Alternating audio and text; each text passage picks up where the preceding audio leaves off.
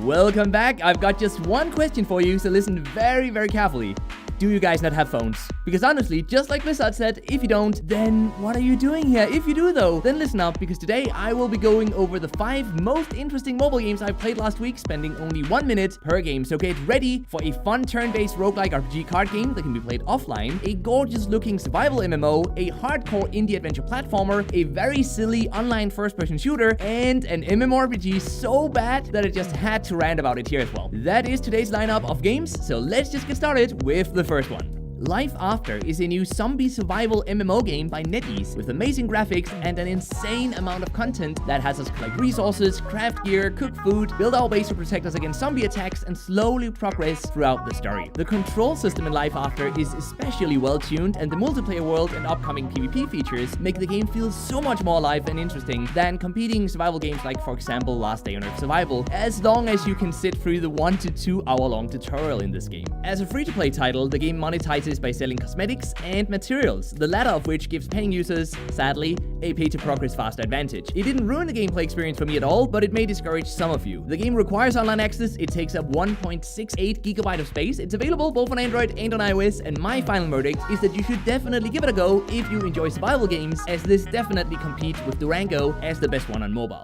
Restless Hero is a non-combat, hardcore indie adventure platformer with 30 levels and a light story that unfolds through interactions with NPCs and items that we may find inside hidden areas in some of the levels. The art style is simple in this game, but it has a very neat hand-drawn style to it, the music fits the game's atmosphere, and the controls only take a little getting used to. The levels do get a bit repetitive and the character progression is minimal, but the game is quick to finish and the mysterious story kept me hooked. And with a single $1 in-app purchase to remove all the advertisements, the monetization is spot on for an indie game. The game is offline playable, it takes up 103 MB of space, it's out both on Android and iOS, and if you enjoy backtracking to discover hidden treasures, wall climbing, and indie games, then Restless Hero may just be for you, so be sure to give it a go. Danger Close is a new casual online first-person shooter with a low-poly art style, free-for-all and team deathmatch game modes, and 8 maps at the moment, with more maps and more game modes in development. We can equip 2 weapons at any time, and new guns then become available for in-game gold as we level up. A few of the guns can sadly be acquired through in-app purchases as well, which gives a pay-to-win advantage in the early game that slowly, luckily, balances out after level 5 to 10. This game isn't really an amazing first-person shooter, and the monetization means that it's very far from competitive, but as a highly casual, silly shooter, the game is super fun and it's a great time waster for short play sessions. The game requires online access, it takes up 314 MB of space, it's available on Android and on iOS, and if silly casual first-person shooters is your type of game, then I can easily give this one a recommendation.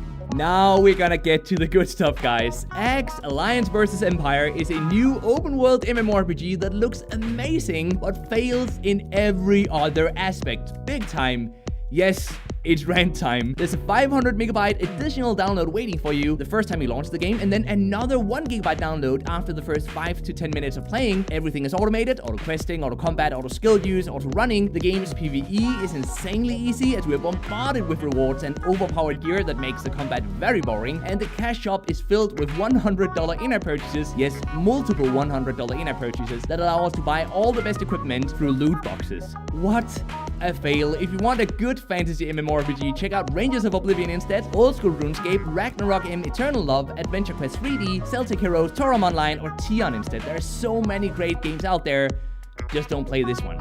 Rant over and out. If for some reason you still want to try the game, it requires online access, it takes up 1.9 GB of space, it's available on Android and on iOS, but honestly, you should just skip this one. You've been warned.